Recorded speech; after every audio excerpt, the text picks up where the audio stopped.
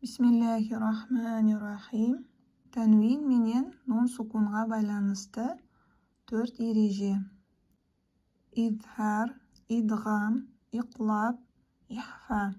İzhar degenimiz көрсету, айқындау деген мағынаны білдіреді. İzhar әрпі 6 әріп. Олар алиф, айн, ғойн, ха, хо. Егерде nun sukun менен тәнвиннен кейін izhar әрпі келетін болса, izhar болады. Бұл жағдайда nun sukun немесе тәнвин ашық анық оқылады. Мысалы, min әлфи.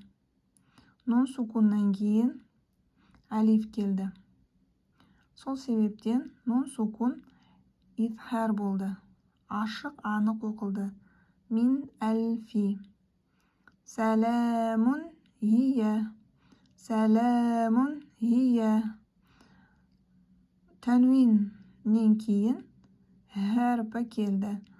Izhar әрпі келгендіктен ашық анық оқыдық. Вәнхар. Вәнхар. Nun sukunнан кейін izhar әрпі келді. Сол себептен nun сукунды ашық анық оқыдық. Идғам сөзі қосу, бір жерге жинау деген мағынаны білдіреді. Идғам әрпі 6. Бір сөзбен жаттап алуға болады. Ярмилуна. Ашап оқитын болсақ, я, ро, мим, лям, уау, нун әрпі. Егерде сукунды нун немесе тәнвиннен кейін идғам әрпі келетін болса, идғам әрпінің біреуі келетін болса, нун сол әріпке өзгеріп, шәддәлі әріп сияқты қосарланып оқылады. Идғам екіге бөлінеді. Ғұнналы идғам, ғұннасыз идғам. Ғұнналы идғам. Идғам әрпінің қосылу нәтижесінде мұрыннан шығатын дыбысты бір әлиф мөлшерінде ұстауға ғұнналы идғам делінеді. Ғұнна дегеніміз мұрыннан ыңылдатып шығатын үн. Nun сукунды немесе тәнвиннен кейін мына әріптердің яй, мим, нун, уәу біреуі келсе, ғұнналы идғам болады. Сукунды нун немесе тәнвин осы әріптердің біріне жолықса, тәнвиннің нуны мен сукунды нун сол кездескен әріптерге айналып, ғұннамен оқылады. Мысалы, мен вәлиді, мен вәлиді, мән яғмәл, мән яғмәл, мән яғмәл, мин мәсәд, мин мәсәд, мин мәсәд. Ғұннасыз идғам.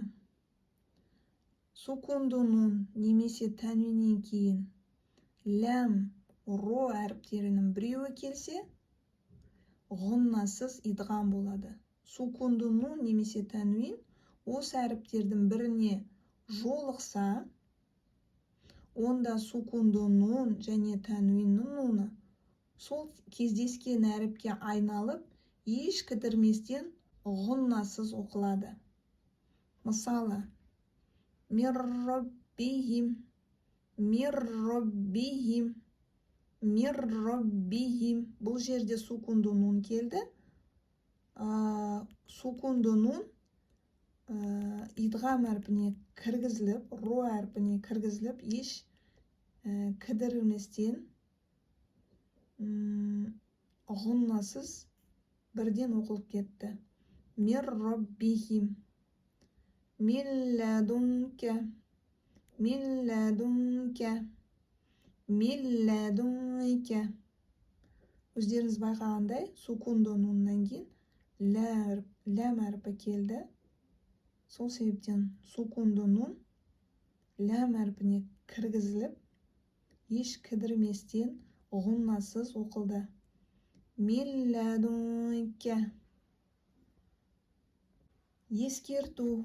Егер сукунды нуннан кейін яй, нун, мим, уау идғам әріптерінің бірі келіп, екеуі бір сөзде болса, онда идғам болмайды. Нун сукун ашық анық оқылады. Мысалы, синванун, қинванун, дунья, буньянун. Ал енді біз Құраннан мысал іздейміз. Мысалы, жерде алиман хакима. Бұл жерде тәнвин келді. Тәнвиннің нуны оқылды, себебі одан кейін изхар әрпі келіп тұр. Ашық, анық оқимыз. Егерде сукунды нуннан кейін немесе тәнвиннен кейін изхар әрпі келсе, сукунды нун немесе тәнвин ашық, анық оқылады. Алиман хакима. Анхум. Бұл жерде сукунды нун келді. Одан кейін изхар әрпі келді. Ашық, анық оқимыз сукунды нунды. Міне мына жерде көріне ме?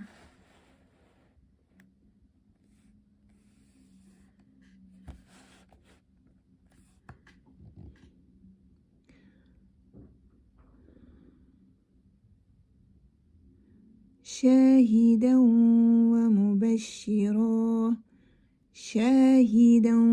ومبشرا. Бұл жерде тәнвин ән келді. Тәнвиннің мысы идғам әрпіне кіргізіліп, ғұнналы оқылды. Бұл жерде ғұнналы идғам. Шахидан ва мубашширо. Ыңылдатып, мұны идғам әрпіне кіргізіліп, ыңылдатып оқыдық. Және де мына жерде букратан ва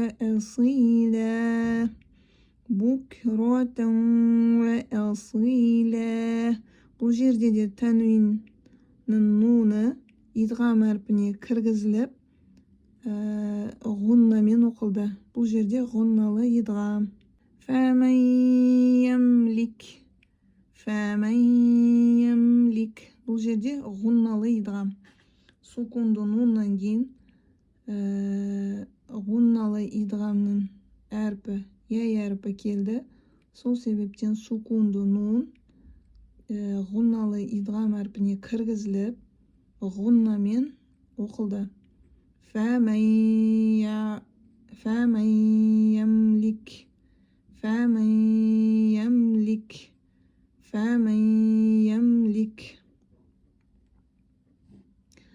Мұнаны біз өткен болатынбыз. Шәйән ин арада бикум.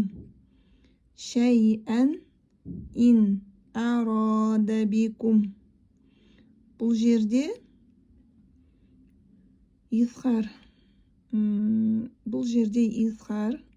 әрпі келді. Сукунды нуннан кейін, тәнвиннен кейін де әлиф келді. Сол себептен тәнвиннің нуны және сукунды нун ашық, анық оқылды. Мына жерде де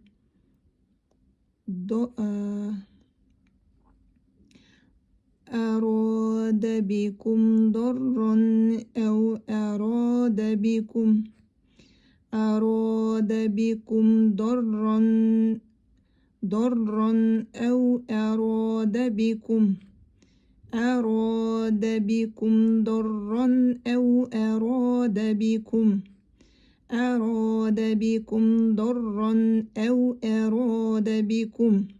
Бұл жерде тәнвиннен кейін тәнвиннің нун әрпі ашқаны қоқылды, себебі одан кейін исхар әрпі келді, әлиф.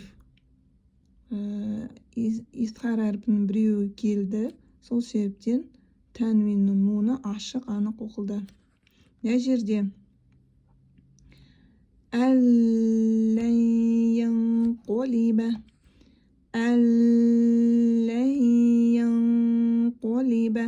Бұл жерде сукунды нуннан кейін ләм әрпі келді, ғуннасыз идғам әрпі келді. Сол себептен сукунды нун еш кідірместен ләм әрпіне, идғам әрпіне кіргізіліп, идғам әрпі шәддәләніп оқылды. Әллә, әллә, әллә. Сукунды нун ләм әрпіне кіргізілді. Одан кейін жердегі сукунды нун лән янқолиба, лән янқолиба. Бұл жерде сукунды нуннан кейін ғунналы идғам әрпінің бірі келді, яй әрпі келді. Сол себептен нун сукунды келесі идғам әрпіне кіргізіліп, ғунналанып оқылды. Лән янқолиба, лән янқолиба. Мына жерде әбәдан уа зуйина, әбәдан уа зуйина. Бұл жерде тәнвин келді, әбәдан болу керек, бірақ одан кейін идғам, ғунналы идғамның әрпінің бірі келгендіктен тәнвиннің нуны идғам әрпіне кіргізіліп, ғунналанып оқылды. Әбәдан уа зуйина, әбәдан уа зуйина. Мына жерде уәмән ләм болу керек, бірақ сукунды нуннан кейін ғуннасыз ләм идғам әрпі келгендіктен нун сукунды идғам әрпіне кіргізіліп, идғам әрпі шәддәләніп оқылды. Уәмәлләм, уәмәлләм, уәмәлләм. Жақсы, сіздер үйде ғунналы идғамға 3 мысал, ғуннасыз идғамға 3 мысал және изхар әріптеріне 3 мысалдан жазып келулеріңіз керек.